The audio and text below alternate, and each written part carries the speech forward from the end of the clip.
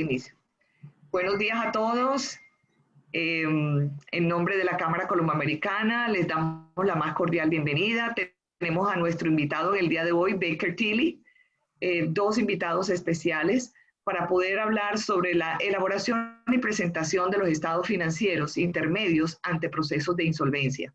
Un tema que realmente es muy importante en estos momentos, cuando ya llevamos 6, 7 meses en este proceso de la pandemia del COVID, y esto realmente cambió los esquemas de todos.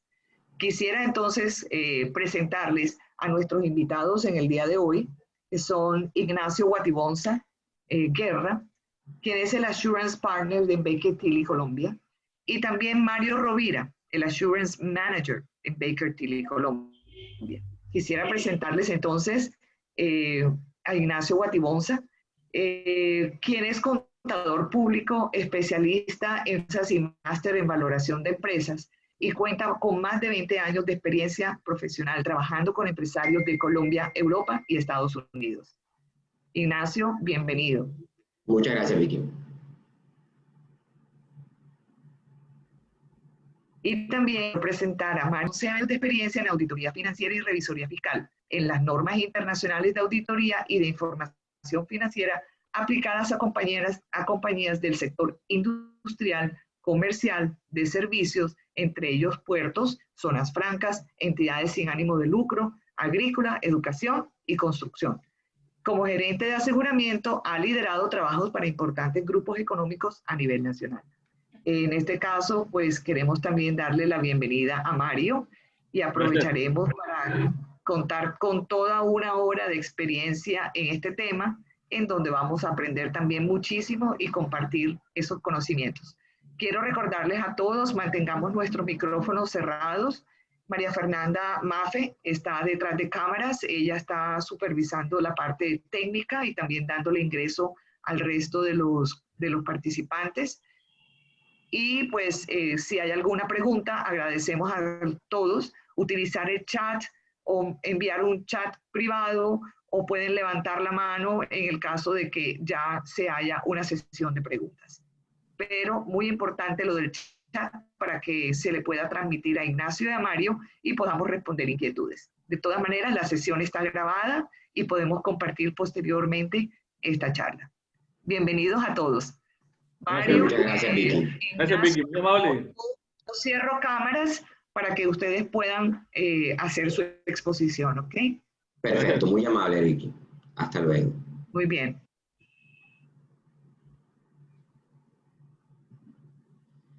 Perfecto, entonces aquí tenemos la presentación. Ahí se ve, ¿cierto? La presentación. Sí, se ve perfecto. Sí, se ve. Se ve perfecto. Te doy enseguida acá. Muy bien, entonces voy a partir acá del tema que nos presentó ya Vicky. Muy rápidamente, básicamente Baker Tilly, quiero explicarles a todos los aquí presentes, los que no nos conocen, es una firma internacional de consultoría.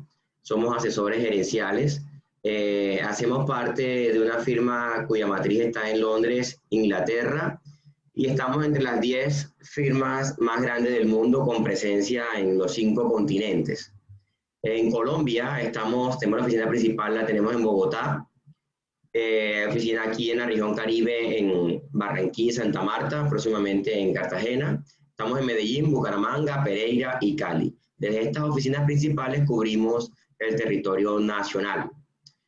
Los servicios de Baker Tilly son mucho más allá de aseguramiento, más allá de revisoría fiscal y auditoría financieras. También presentamos servicios de outsourcing, tanto de nóminas como de contables o en temas que se requieran, consultorías, específicamente hablando, por ejemplo, cuando se requieran valoraciones de empresas, consultorías específicas en el área de sistemas o en temas de SARLAF. Todo lo que realmente una compañía en la ciudad empresarial necesite, ahí está Baker Tilly. También estamos en el área de impuestos, con todo el tema de asesoría de impuestos y el área legal.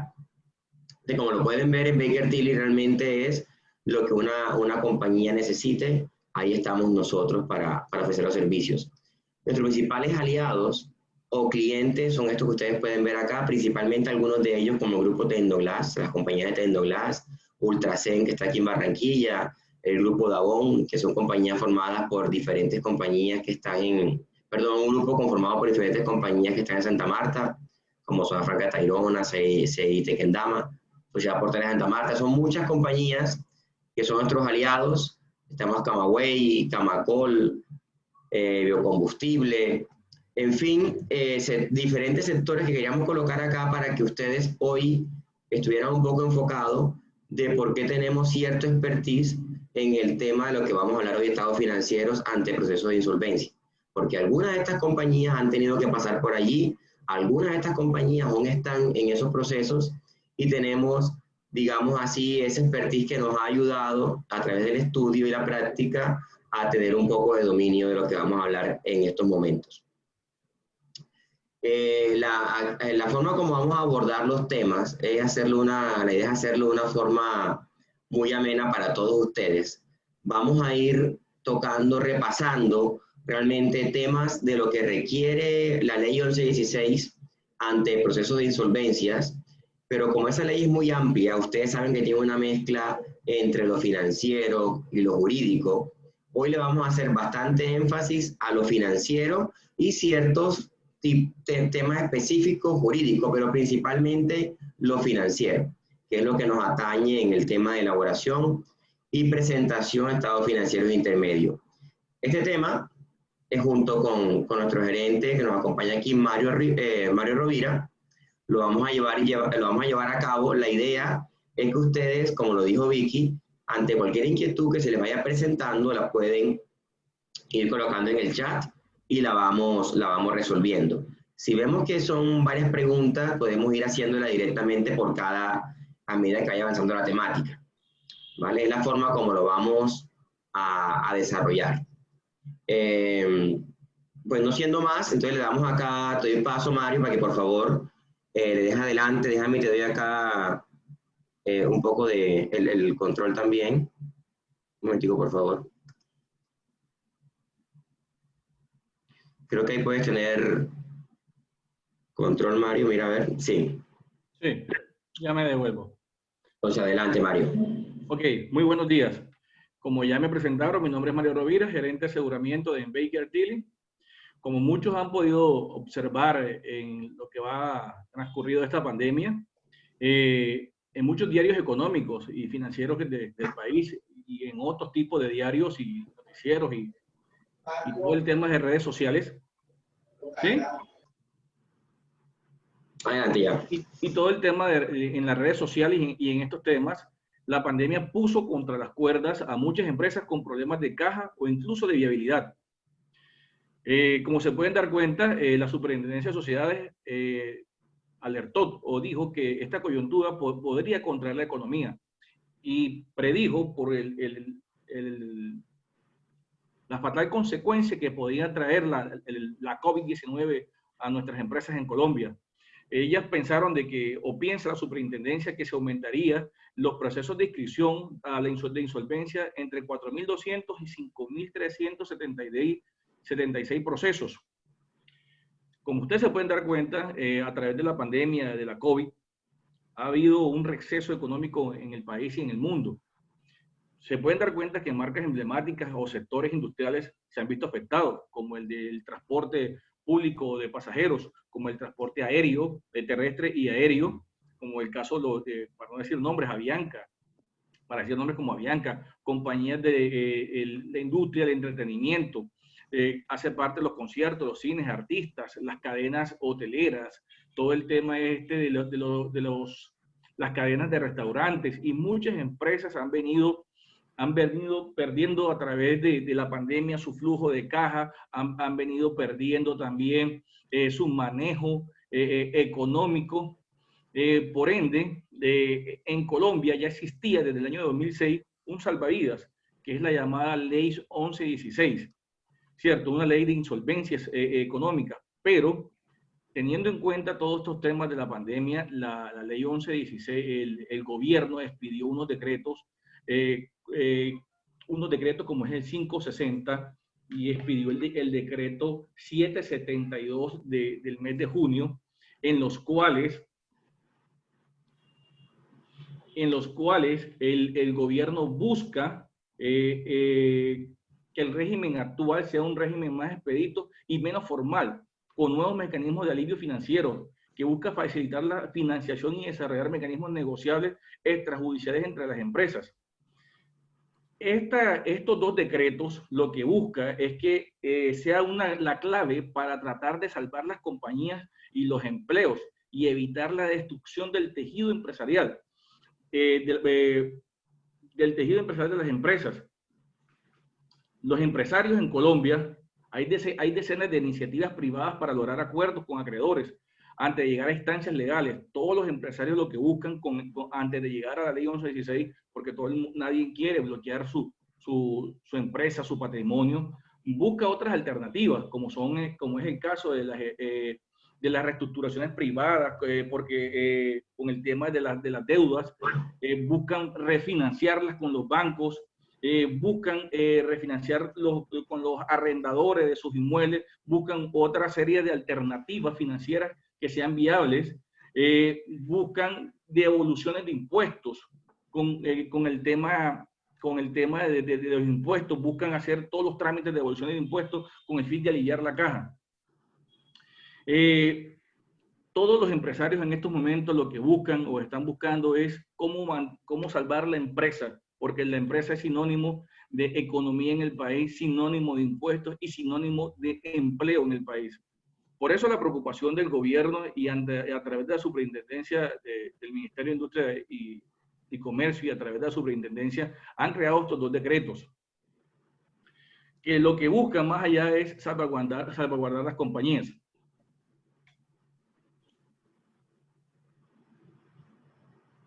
Listo. Aquí tenemos la ley 1116.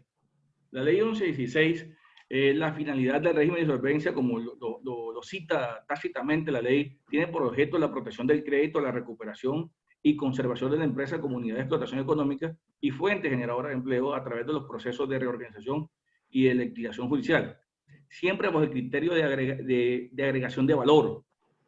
Como lo dice, pretende a través de un acuerdo preservar empresas viables y normalizar sus relaciones comerciales y crediticias mediante una reestructuración operacional, administrativa de activos o pasivos.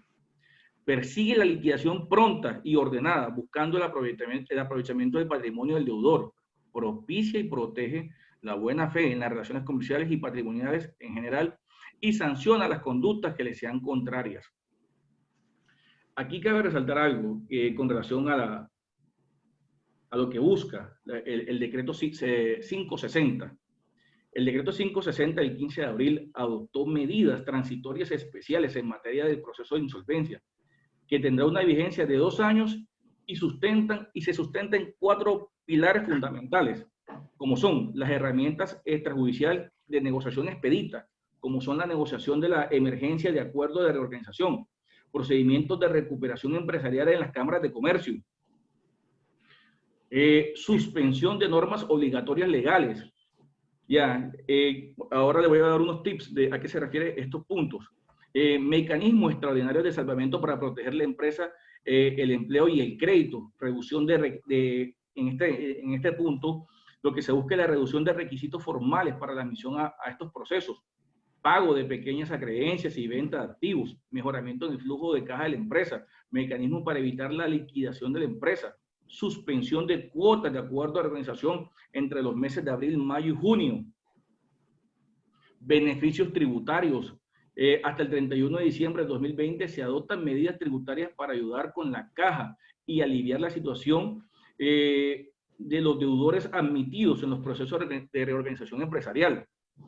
Adicionalmente, el decreto 560 busca todas estas medidas.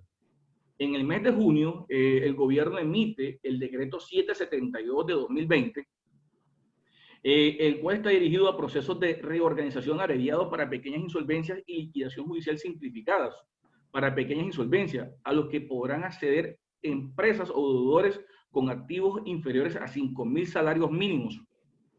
La ley 1116, el decreto 560 aplica para todo el mundo, para todas las compañías que se encuentren en el proceso de insolvencia, a que quieran acceder.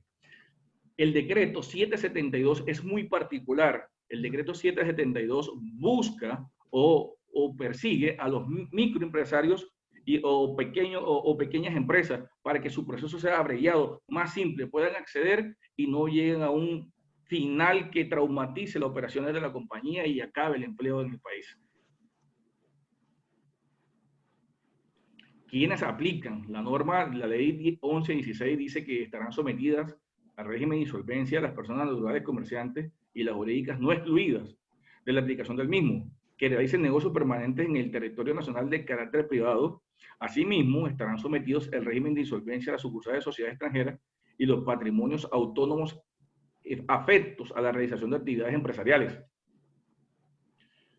Aquí la ley es un poco clara, es bastante amplia, pero en esta parte la ley dice quiénes están excluidos, que es la parte que nos interesa, porque los que están excluidos, el resto del mundo o el resto del universo de compañías pueden acceder a la ley 1116. Y los decretos reglamentarios que fueron denominados insolvencias empresariales transitorias. Entonces la norma dice, ¿quiénes no están sujetas?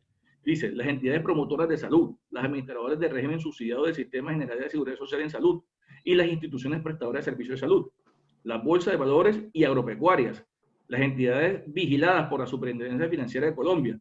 Lo anterior no incluye a los emisores de valores sometidos únicamente a control de referida entidad, las entidades vigiladas por la Superintendencia de Economía Solidaria que desarrollen actividades financieras de ahorro y crédito, que capten recursos, las sociedades de capital público y las empresas industriales y comerciales de estados nacionales y de cualquier nivel territorial, las entidades de derecho público, entidades territoriales y descentralizadas, las empresas de servicios públicos domiciliarios, las personas naturales no comerciales, las demás personas jurídicas que estén sujetas a un régimen especial de recuperación de negocios, liquidación o intervención administrativa para administrar o liquidar. Hay un parágrafo de la norma que dice, las empresas desarrolladas mediante contratos que no tengan como efecto la personificación jurídica, salvo en los patrimonios autónomos que desarrollen actividades empresariales, no pueden ser objeto del proceso de insolvencia en forma separada o independiente de respectivos deudores. Listo. Aquí nos vamos, requisitos de inicio del proceso de reorganización. Supuesto de admisibilidad. Entonces, hay dos supuestos que son la cesación de los pagos y la incapacidad de pago inminente. Entonces, aquí hay un tema que trajo consigo el decreto 560, que transitoriamente por un periodo de 24 meses, ese supuesto denominado incapacidad de pago inminente, previsto en el artículo 9 de la ley 1116 para el proceso de reorganización, esta suspensión no es aplicable respecto de los procesos de negociaciones de emergencia de acuerdo a la organización y procedimiento de recuperación empresarial. Quiere decir que esta incapacidad de pago inminente, que está concebida en la ley 1116, teniendo en cuenta este decreto de insolvencia empresarial transitoria, lo que busca es que este artículo de la ley 1116 quede temporalmente suspendido por 24 meses. Posterior a los 24 meses, continúan que esta incapacidad de pago inminente se debe demostrar ante la Superintendencia de Sociedades, que es el juez natural de concurso, para que todas las compañías accedan a este proceso. La norma también dice dicen que la cesación de pago, pues ya sabemos que el punto 2 de la ley 1116 queda suspendido por un término de 24 meses y la cesación de pagos dice que quien incumple el pago por más de 90 días y aparte de eso que no correspondan al 10%, que correspondan al 10% de las obligaciones, entrarían esos supuestos de admisibilidad a la ley.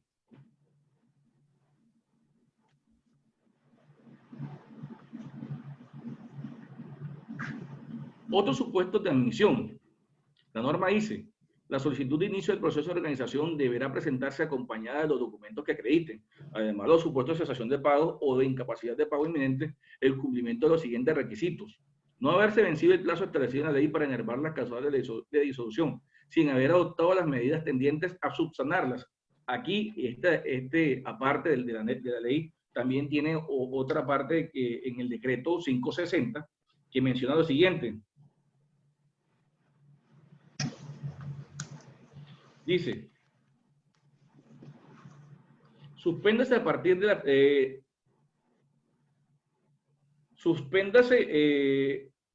Suspéndase a partir de la expedición del presente decreto legislativo y por un periodo de 24 meses la configuración de la causal de disolución por pérdidas previstas en el artículo 457 del Código de Comercio y del artículo 36 de la Ley 1528-2008.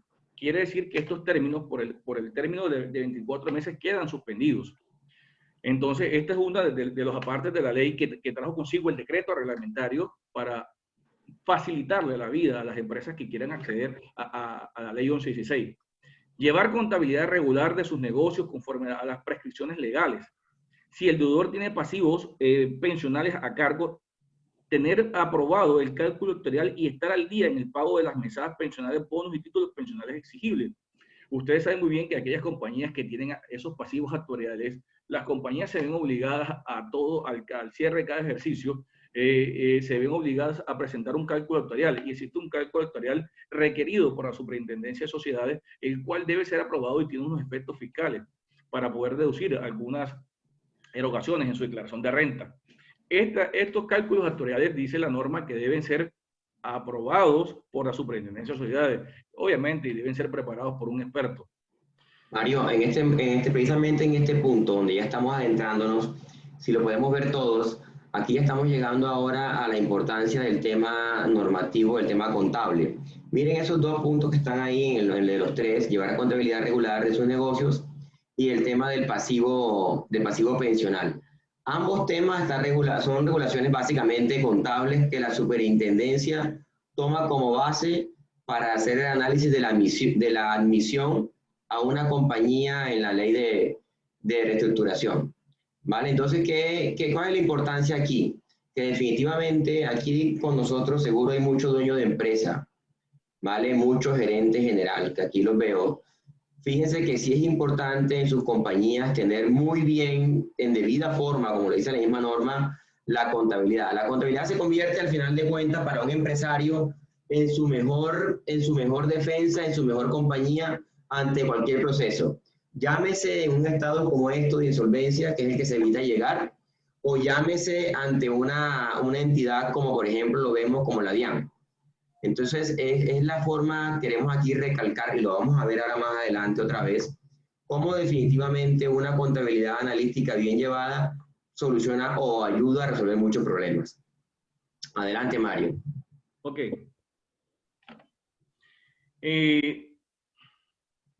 La norma también, el decreto 560 y el decreto 772 trajo consigo unos beneficios tributarios también, como les dije, en los 4 pilares fundamentales del decreto que corresponden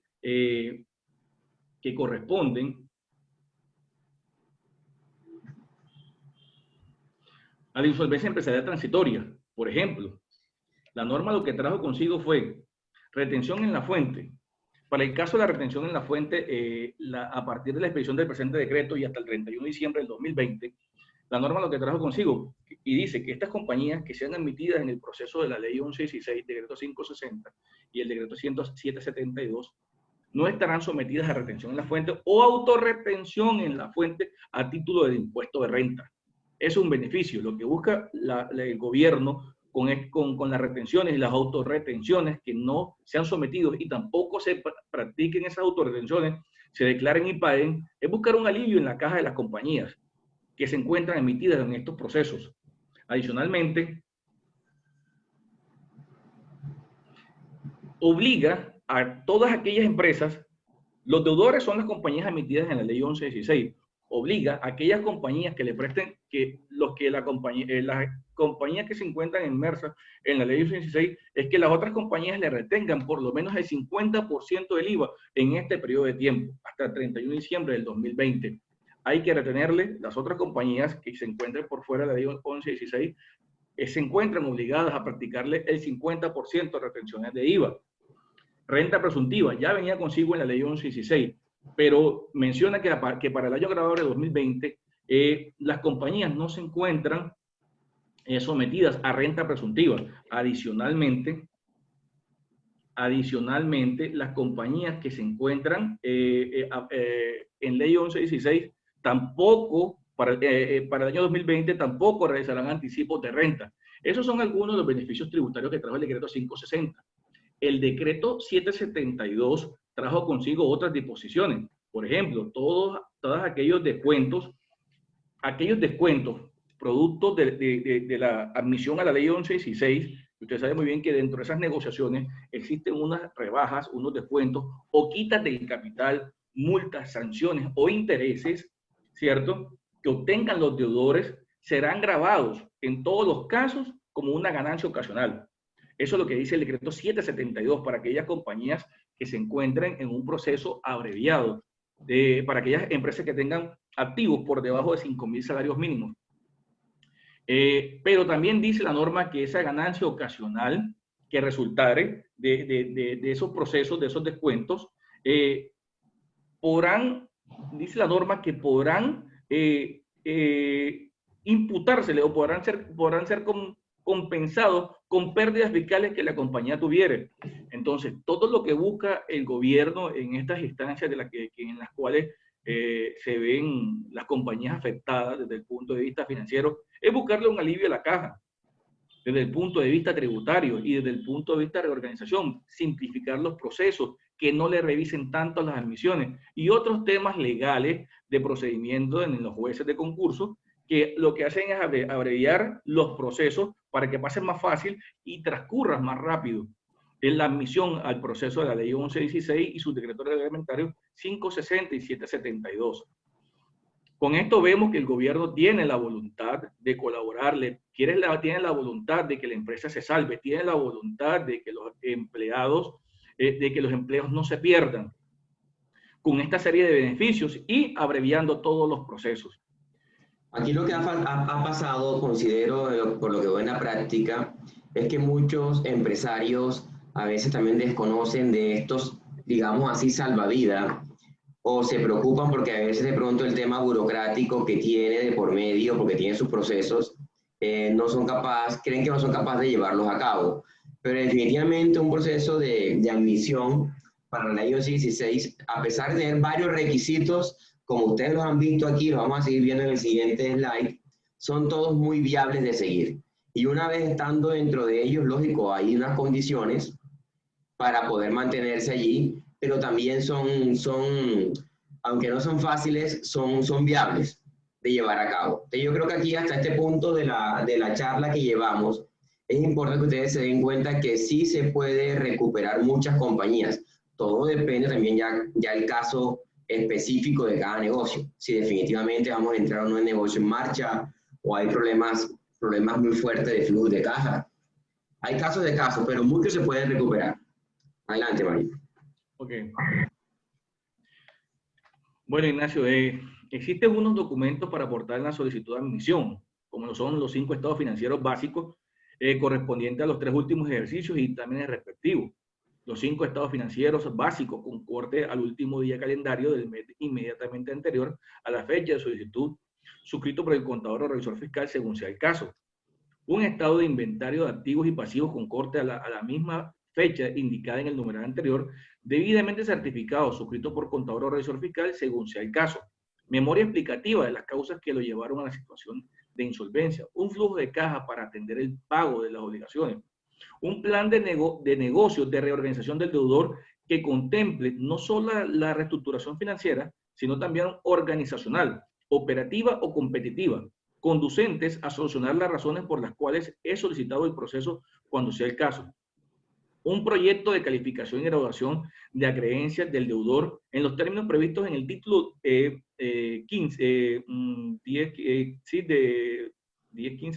o 40 del libro cuarto del Código Civil, prelación de créditos, y además normas legales de la modificación y adiciones, así como el proyecto de determinación de los derechos de voto correspondientes a cada acreedor.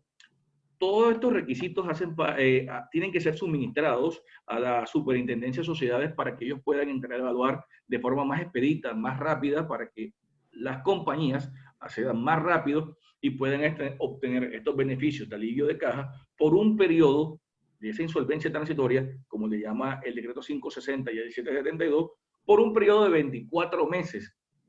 Entonces, las condiciones están dadas y ya a partir de ahora, que es la parte de los ejemplos, desde el punto de vista de NIF, la NIF 34, la sesión, Ignacio entra a hacer la aplicación y explicación.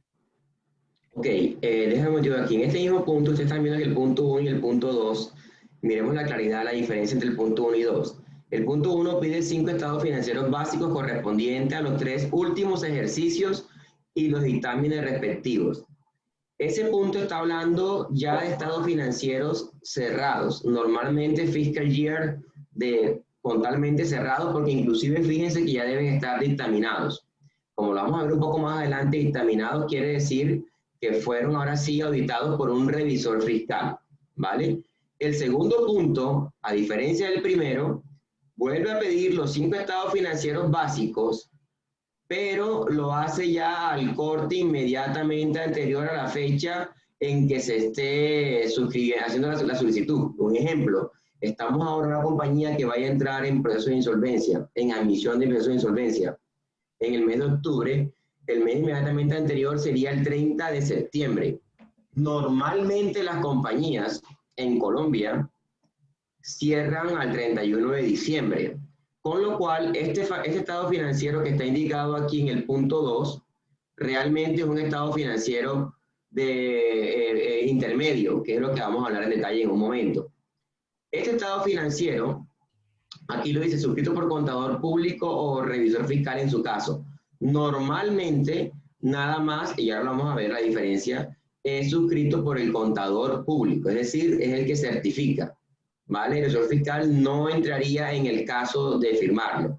Ya vamos a ver por qué. Entonces, quiere decir que sí tenemos que presentar los 2 paquetes de estados financieros, dictaminados y otros certificados, que es como realmente se llamaría el segundo caso. Aquí vemos un ejemplo muy puntual. Aquí los 5 estados financieros, que cuando hablamos de que deben ser dictaminados, ya están regulados por una norma específica de las normas internacionales de contabilidad, que es la NIC 1, que se llama Presentación de Estados Financieros, y que está en el anexo 1 del decreto 2420 del 2015. Una compañía que definitivamente ya cerró su año fiscal, como se le llama comercialmente, a pesar de que estamos hablando de temas contables, cerró su año fiscal, tiene que ceñirse a lo que indique la NIC 1 para saber cómo tuvo que haber presentado estos estados financieros, que no es más nada, que son los 5 estados financieros que conocemos, comparativos. Ahora más adelante vamos a hablar de cómo se comparan estados financieros de un periodo fiscal ya, como les digo, cerrado, bajo NIC 1, y cómo se compara un estado financiero en el segundo punto, como lo veíamos aquí, el del mes inmediatamente anterior, es decir, intermedio, que ese ya está regulado específicamente por la NIC 34. Miren que hay una diferencia. NIC 1, presentación de estados financieros. La NIC 34 ya hace un énfasis básicamente en estados financieros intermedios, es decir, todavía estamos en un mes del año que no es el normal por estatuto en el que yo cierro los estados financieros.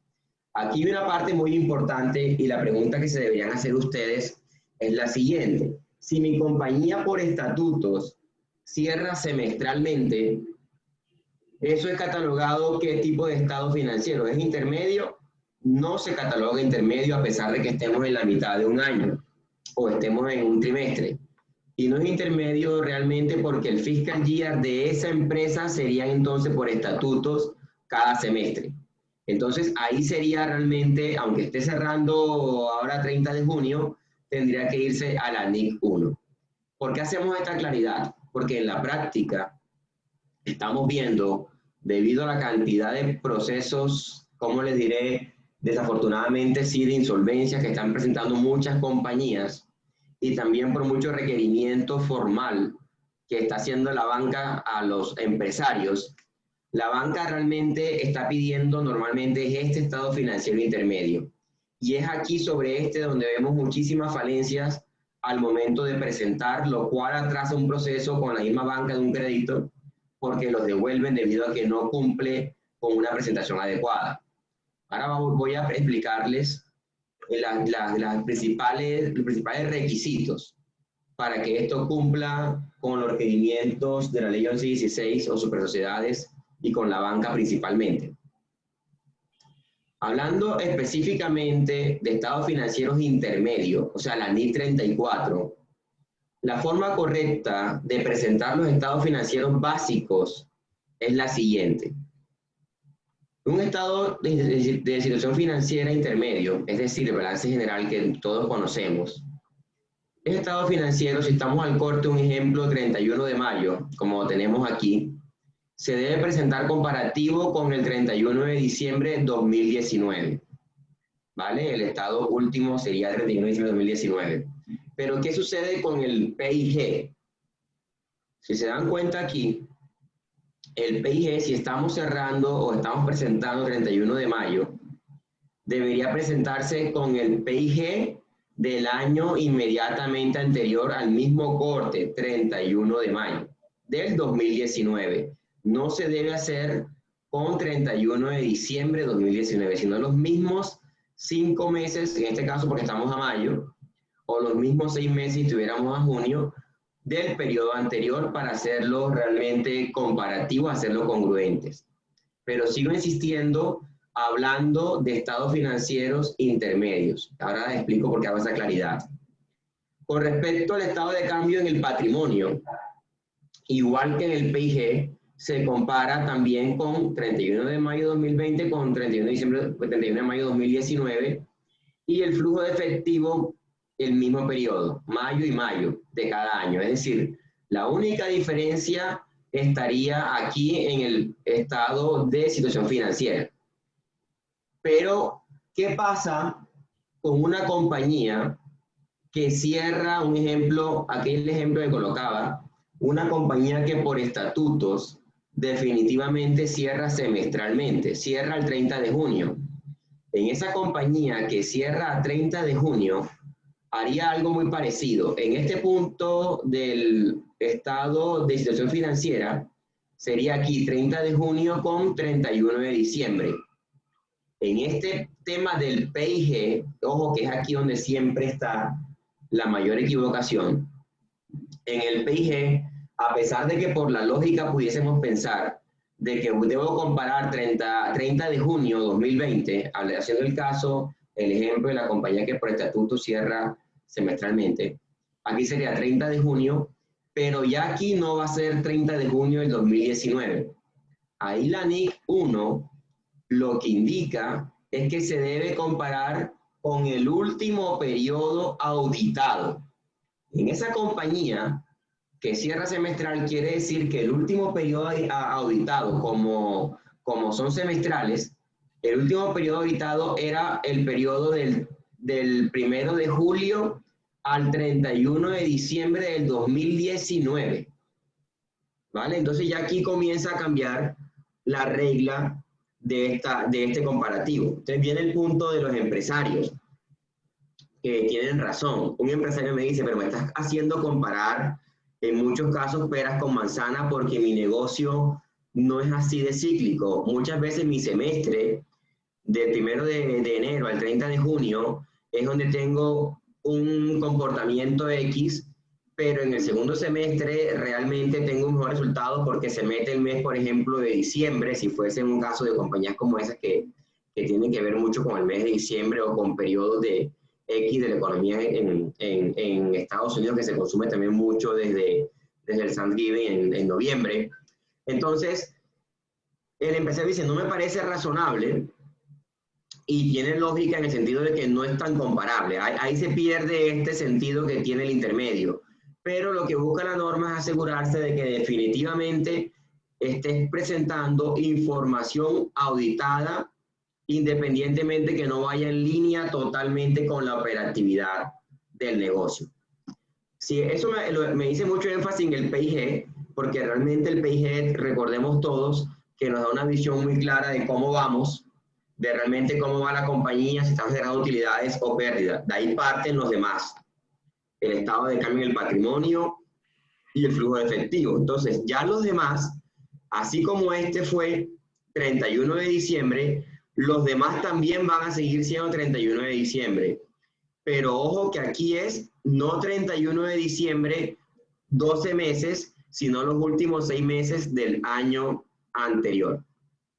Eso se nos ha presentado muchísimo en la práctica, la confusión ha sido grande, muchos de los que están acá han tenido que vivir con los bancos o con nosotros como sus auditores, de que hemos devuelto estados financieros intermedios que inclusive van para el banco porque hacían la comparación de todo esto, muchos de ellos con 31 de diciembre, sin cumplir con la norma, la NIS 34. Como todos ustedes saben, hablando de normas internacionales, bueno, yo aquí hablo de NIS 34 hablando siempre como la norma madre, pero que tenga las pymes con la sesión equivalente, ¿vale? Que normalmente es la 11, pero en este caso siempre la norma madre es la que rige inclusive la pyme. Por eso, para no confundirlos, hablo básicamente de la norma plena. En el punto que también iba a indicar acá, que muchos de ustedes saben que una compañía que no aplique muy bien una norma internacional, con que deje de aplicar un estado financiero puede darse como no presentado de acuerdo con las NIS, con lo cual tendría una salvedad que un banco o un lector que conozca de temas financieros le generaría mucha suspicacia, que es lo que hay que evitar siempre cuando estamos en esto. Y si estamos ante una ley 1116, donde los trámites son engorrosos, ¿por qué son engorrosos? Porque básicamente debemos cumplir con unos procedimientos que ya los vimos, unos requisitos, y tenemos que depender de un tiempo. Pónganse a pensar que ustedes envíen hoy un documento a las supersociedades. Las supersociedades tienen 15 días, por lo menos hábiles para emitirlos. Para comenzar a decirles, los estoy leyendo. Si el tiempo pasa y descubren un error por allá en el día 15 o más adelante, ustedes se pueden dar cuenta que ese tiempo definitivamente fue perdido. Tienen que volver a reprocesar todos los demás documentos solamente por algo tan sencillo como esto que acabamos de hablar o como los que Mario mencionó en los requisitos. Y es lo que tratamos como consultores o auditores de que las compañías lo eviten. A veces por andar con la ligereza no nos enfocamos a analizar estos requisitos. Hay temas que ustedes pueden ver sustentados, muy bien sustentados, en la circular externa 105 del 2008 del 2016 de las supersociedades, donde especifica muy bien la información que deben remitir los acreedores. Y entre esa especifica esa que acabamos de ver con el tema de los estados financieros, porque son los dos tipos me refiero. Hay una parte importante que Mario también mencionaba cuando hablaba de la ley 1116. Esta ley hace mucha relevancia a una norma internacional, ya no financiera, ya no norma NIF, sino norma internacional de auditoría, que es la NIAS 570. La super realmente lo que indica es que debería analizarse periódicamente y dejarse por escrito, dejarse revelado si la compañía, como qué tratamiento está dando la compañía al tema de negocio en marcha.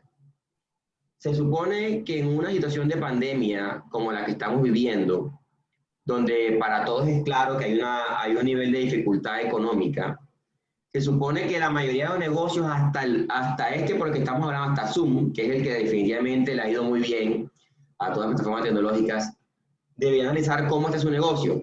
Ahora díganme aquellos que dependen mucho más de que esté la gente moviéndose en la calle, como pasó con Avianca, como pasó con las gasolineras, con todos ellos.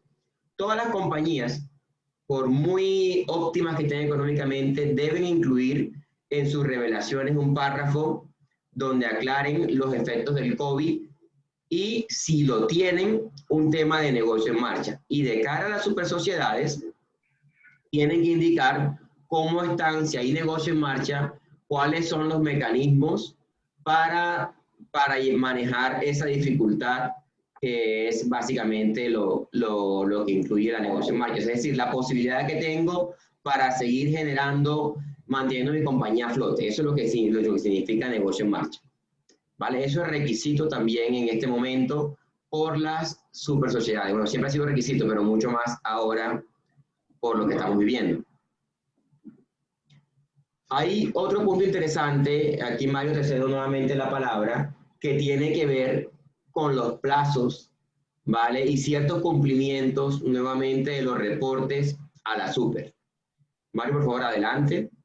Ok, bueno, una vez admitido, las compañías, una vez admitidas en este proceso de la ley 1116, se hace de estricto cumplimiento el cumplimiento de la circular 100, 5 veces 5, porque así es, de 2016. Se escucha como raro. Entonces, la pregunta que siempre decimos es, ¿qué información debemos reportar trimestralmente en los procesos de organización empresarial? Es la pregunta que siempre nos hacemos porque, a pesar de que está tácitamente escrito en la norma, muchas veces tenemos dudas. Primero, la información se debe presentar estados financieros básicos que importa el mes de marzo, junio y septiembre a partir de la fecha de admisión. O sea, tenemos 3 meses en que vamos a reportar los meses de marzo, junio y septiembre, porque diciembre es un estado financiero completo con aplicación de la NIC 1 y los estados financieros de marzo, junio y septiembre, como lo dijo Ignacio, es de aplicación de la NIC 34, ¿cierto? ¿Cuáles son los plazos? Ahí está otra duda. La gente, muchas compañías me manifiestan de que si los plazos son los primeros 5 días una vez vencido el trimestre, o sea, que si el trimestre vence en junio, en los primeros 5 días de julio debe presentarse la información. Y yo les comentaba que no, que los trimestres se presentan un mes vencido, el reporte. Si se venció en el mes de marzo, el primer trimestre, se deja transcurrir el mes de abril y luego se presenta en los 5 primeros días del mes de mayo. Para el mes de junio se deja correr el mes de julio y se presenta los 5 primeros días hábiles del mes de agosto. Así mismo ocurre para el mes de septiembre. Luego viene, como tercer punto, el documento mediante el cual el representante legal y el contador público certifican que la información remitida a la Superintendencia de Sociedades cumple con lo dispuesto en el artículo 37 de la Ley 222 de 1995. ¿Qué dirán? Dice que la información remitida, como son los estados financieros, basados en la NIC 34, deben ir únicamente firmados o suscritos, como lo dice el artículo 37, por el representante legal y por el contador de la compañía, no por el revisor fiscal. Las compañías que tienen revisor fiscal no están obligadas a dictaminar en estos periodos. ¿Oyeron? Eso es una duda que generalmente recae porque piensan de que, muchas veces piensan de que los que estén obligados a tener revisor fiscal necesariamente están obligados a dictaminar estados financieros. Y recuerden que la obligación de dictaminar estados financieros es la que presentan los estatutos de la compañía. Y por estatuto la compañía no está obligada a presentar estados financieros trimestrales, sino que esta es una regulación de una circular, una regulación legal, no corresponde a una obligación estatutaria. Por lo tanto, no se obligan, a menos como mencionaba Ignacio, que corresponda a esas compañías que presentan 2 estados financieros auditados en el año, que por estatuto sí se encuentran obligados a hacer, y que se deben estar dictaminados. Pero el resto de compañías que su obligación estatutaria sea una vez al año, los demás estados financieros no deben ir firmados por el revisor fiscal. Mario, perdóname ahí, ese es el mismo caso, para aprovechar este ejemplo que está tocando Mario del punto 3, es lo mismo lo que sucede con la banca. La banca está pidiendo estados financieros dictaminados, muchas veces estados financieros certificados. Hasta ahí es clarísimo que debería firmar el representante legal y el contador público. A veces desde parte de la misma banca hay el error que los piden firmados por revisor fiscal. No, por ley, oficialmente hablando, no se deberían firmar por revisor fiscal, porque la obligación del revisor fiscal es firmarlo básicamente es allá al cierre de año o cuando los estatutos lo dispongan. Entonces ya le toca a uno como empresario o como aquel gerente general de la empresa aclarar ese punto de que no siempre tienes que buscar la firma del revisor fiscal. Ustedes dirán, pero ¿por qué no firmarlo si lo tengo? Porque se entendería que si el revisor fiscal llega a firmar ese estado financiero intermedio, hablemos del caso que tenemos por acá de ejemplo de mayo, quiere decir que el revisor fiscal ya cumplió con todo su deber formal de auditar ese estado financiero. Y ese deber formal incluye haber hecho las visitas correspondientes que exigen las normas internacionales de auditoría y de haber inclusive emitido, por ejemplo, confirmaciones a terceros, haber revisado provisiones de rentas, en fin, la cantidad de requisitos que debe cumplir un revisor fiscal para que a final de año pueda decir en una opinión que los estados financieros son razonables. Esa es la magnitud que tiene esa firma, por lo cual no se debe tratar como la firma del contador, quien realmente los prepara periódicamente y conoce lo que está emitiendo. Y eso tenemos siempre muchas aclaraciones a los bancos e inclusive a las empresas. Es un punto importante dejarlo claro porque la ley 222 sí lo tiene claro por ley cómo se debe firmar. Adelante, Mario. Ok, el cuarto punto nos indica que se deben presentar las notas, los estados financieros, que forman parte del conjunto completo de estados financieros. Estas deben incluir un resumen de las políticas contables más significativas y cualquier otra información explicativa que se considere pertinente, como lo decía Ignacio. Dentro de las notas se debe dar tanto los contadores o el representante legal, el administrador de la compañía, debe incluir la nota de la compañía de empresa en funcionamiento. ¿Ya? Y para el caso de las causales de disolución, toda esta parte, indicadores, negocios, todos estos temas se deben incluir dentro de esa nota explicativa. Eso es una nota muy importante y es necesaria en su aplicación. Asimismo, pues, si existen revisores fiscales dentro del grupo, se debe incluir dentro de sus estados financieros, dentro de su dictamen, un párrafo de énfasis indicando en qué estado se encuentra la compañía y si los estados financieros, como lo dice la NIC 1, se preparan como compañía, como una compañía como en negocio en marcha. Quinto punto, ahí sí viene la firma, dice, una certificación suscrita conjuntamente por el representante legal, el contador y el revisor fiscal, y, no dice o, y, en la que se indique si el deudor ha cumplido con el pago oportuno de las obligaciones causadas con posterioridad al inicio del proceso. De existir obligaciones vencidas de este tipo, se deberá indicar el concepto y la fecha de origen y de vencimiento de la obligación. En este punto, en el quinto punto, ¿qué es lo que se busca? Lo que se busca es que es como cuando se creó cuando se hizo la convergencia hacia las NIF, se hizo un EFAS, ustedes se acuerdan. Bueno, eso es un antes y un después. Cuando las compañías son admitidas a la ley 1116, en esa fecha en que fueron admitidas, se crea un antes y un después, ¿cierto? Se crea de que antes de la ley 1116, todas esas obligaciones que quedan en ese inventario de activos y pasivos, básicamente los pasivos lo que se busca acá, es que todos esos pasivos que fueron antes de la ley 1116 se encuentren dentro de un cronograma de pagos y unas vigencias y unas fechas establecidas para cancelarse, ¿cierto? Y aquellas obligaciones adquiridas posterior a la admisión, ¿cierto? Y autorización de la ley 1116 se encuentren al día. No se pueden retrasar esos pagos por ninguna causa, a menos de que se le informe a la Superintendencia de Sociedades sobre estos casos y ellos, y ese, como juez natural de las compañías, ellos son los que entrarán a informarnos o entrarán a darnos soluciones con relación a este tema, cómo manejar este tipo de situaciones y qué se debe hacer. Entonces, esta certificación sí debe ser suscrita tanto por el representante legal, el contador de la compañía y el revisor fiscal. Recuerde que también se debe, aquí quedan dentro de estos pagos posteriores a las acreencias adquiridas, posteriores a la admisión a la ley 1116, importante, que es el pago de los aportes a la seguridad social, siempre se deben mantener al día, no se pueden volver a caer con estos temas con los empleados. Como sexto punto, existen otros requerimientos adicionales propios del proceso, los cuales deben ser consultados en el numeral 5 de la circular que estamos estudiando. Ahí se encuentra el Código de Conducta Empresarial, se encuentra el Comité de Vigilancia, que pues de acuerdo a los estatutos o al marco que se aprobó en el proceso de admisión o en el proceso de la ley 1116, establecen unas fechas en las cuales se deben reunir esos comités de vigilancia. Entonces, todas estas situaciones, junto con otra información relevante de la situación del deudor y cualquier circunstancia que amerite reportar, se deben dejar explícitas en una memoria y se deben reportar a la Superintendencia de Sociedades de manera trimestral.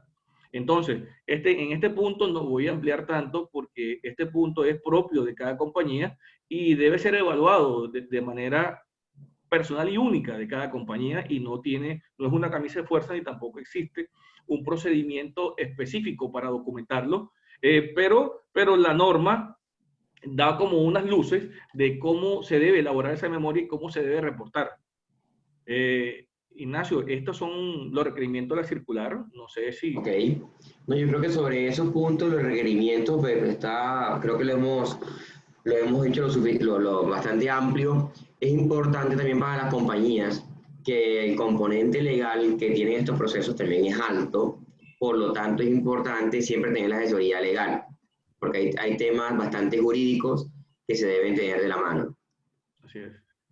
En el tema de la ley 34, que hablábamos de la norma internacional de contabilidad para periodos intermedios, es importante acá hacer énfasis en lo siguiente.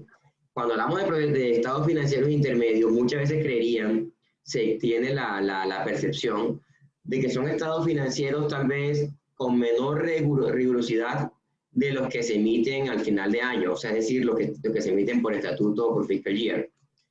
Realmente lo que busca la norma es que se trate de hacer un cierre o presentar un estado financiero como si estuviésemos en ese cierre de año. ¿Qué quiere decir eso? Si una compañía tiene que estimar la renta, por ponerle un ejemplo, no debe esperar realmente hasta un final de año para estimarla, sino que en ese periodo, llámese octubre, septiembre, el periodo que sea, hacer las estimaciones del caso para que su estado sea lo más real posible. Miren que esto va básicamente para un regulador quien quiere tomar sobre eso las mejores decisiones. Adicionalmente, debemos tener en cuenta que hoy día, gracias a los medios tecnológicos que tenemos, a todos los software, inclusive contables, administrativos, ERP, la contabilidad no tiene ninguna razón para que no esté llevada de bien debida forma, por lo menos mensualmente. Uno habla con los empresarios y realmente uno les nota su nivel de frustración cuando ellos le dicen a uno, mira, es que yo definitivamente mi contabilidad la tengo, o sea, la que me la muestran muy tardía. Me hablan inclusive 2, 3 meses, algunos, miren la fecha en que estamos y no tienen seguridad con el cierre del año 2019. Entonces el empresario se siente frustrado porque siente que definitivamente su negocio, si no lo tiene en la mente, no estuviera seguro que lo que le presentan en reportes financieros fuera certero.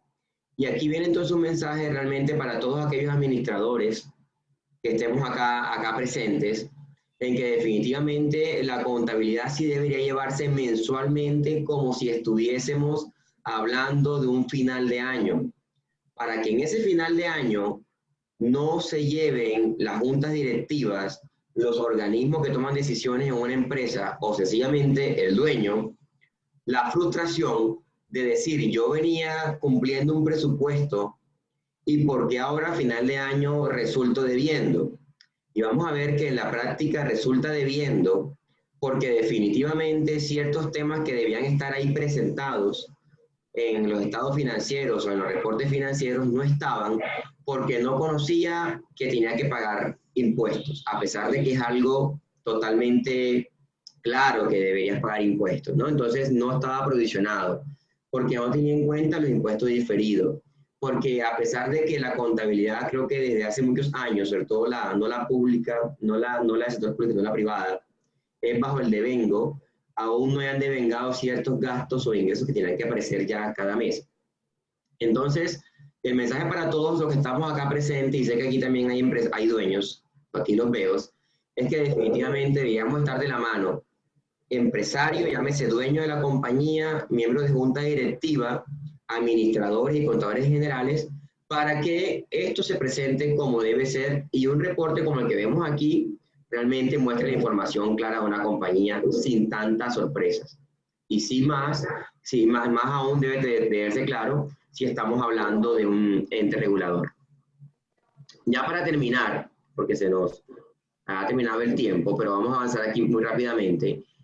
Y si quisimos también traer a colación la NIC 8 o la sección 10. ¿Por qué traemos esta norma NIC 8? ¿Qué tiene que ver? Porque cuando hablamos de presentación de estados financieros, debemos tener en cuenta si en las compañías hubo o no un cambio de política. Un cambio de política puede ser inclusive de que antes depreciaba por línea recta y ahora por saldo decrecientes. Muchos son cambios de políticas así de sencillo como le acabo de colocar. Antes llevaba mis activos a costo, ahora le llevo por razonable porque me conviene más. Todo se puede hacer, pero debes cumplir con la que la norma dice. Deberías reexpresar los estados financieros si cambias de políticas.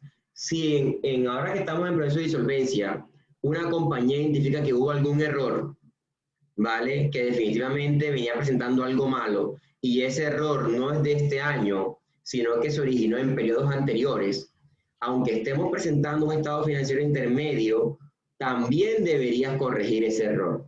¿Y cómo se corrige? Reexpresándonos, ¿vale? Yéndonos hacia periodos a años anteriores y presentar los estados financieros comparativos corregidos. Eso es lo que exige la norma. Les vamos a dejar a ustedes ya acá, se lo dejamos en la presentación para que lo puedan consultar. Cómo se presentan los errores, cómo se corrigen, pero básicamente lo que acabo de indicar. Ya básicamente por tiempo no los vamos a indicar en este momento para poder resolver alguna inquietud que exista. Entonces, básicamente esta era la charla que queríamos dar sobre estos dos temas importantes que van de la mano. Y si hay alguna inquietud, por favor, aquí estamos para aclararla.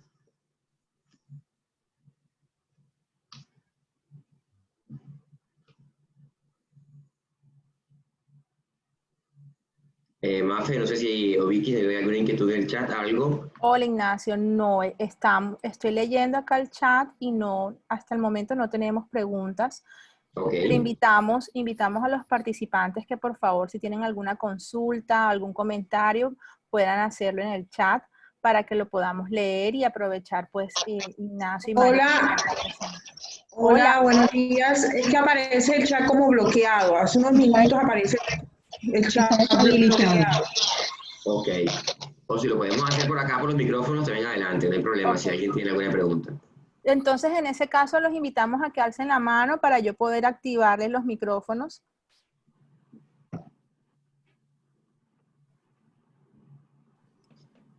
Y si no, pues básicamente el tema, cualquier inquietud nos pueden escribir también acá a los correos y estamos prestos para apoyarles lo que necesiten. Tienen varias opciones, el chat, el micrófono, lo que ustedes consideren. Veo que Sindri Guerra está con el micrófono abierto. No sé, Sindri, si quieres hacer alguna pregunta. No, María Fernanda, yo quería darle las gracias y pues como el tema fue bastante claro, los conferencistas fueron muy explícitos, entonces no tengo inquietud. Ay, muchísimas gracias, Sindri. Gracias, Sindri. Muchas gracias. Hola, buenos días a todos los panelistas. Muchas gracias, Ignacio y Mario.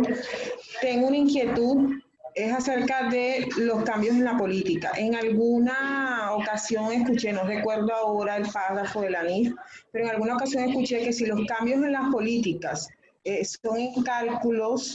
son en cálculos o estimación, el cambio se considera prospectivo, no retroactivo. Es decir, no es necesario expresar los estados financieros. No sé si ustedes me pueden complementar esto, por favor. Sí, la respuesta realmente a la pregunta, cuando hay un cambio de estimaciones, que el ejemplo práctico para todos, para que todos lo entendamos, lo repasemos, es, por ejemplo, cambié la depreciación y eso es una estimación.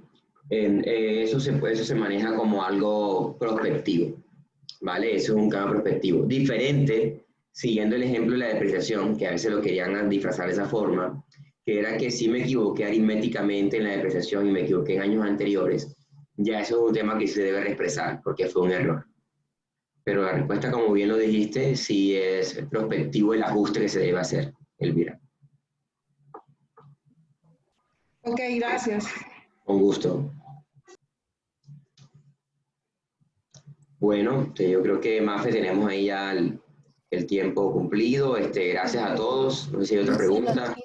Correcto, y no tenemos más preguntas. Pues agradecer a Ignacio y a Mario por participar en esta jornada, por este tema que ha sido muy interesante, y también pues comentarles a los participantes que Baker Tilly es líder de nuestro comité de NIF. Ignacio es quien lidera el comité también y nos ha apoyado en este año con distintos espacios del comité, así que queremos invitar a los afiliados a que estén conectados para que puedan participar en los próximos comités. Y nuevamente muchísimas gracias a Ignacio y a Mario pues por estar en esta mañana con nosotros. Gracias, Gracias a todos. Gracias a todos. Bueno, recuerden que esta reunión está grabada, les estaremos compartiendo las presentaciones y la grabación. Muchísimas gracias y feliz día. Feliz día. Hasta luego.